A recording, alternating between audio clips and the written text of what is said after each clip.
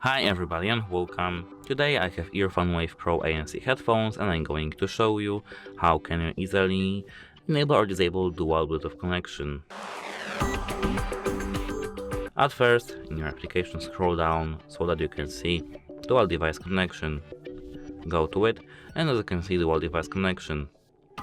You can use up to 2 devices to connect to your device at the same time. Disconnect one of the current pair devices to connect to the new device.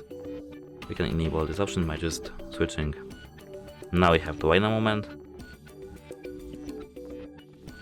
And now if we go to our headphones and scroll down to dual device connection, we can see dual device connection is enabled, current equipment, historical record, and connect any device.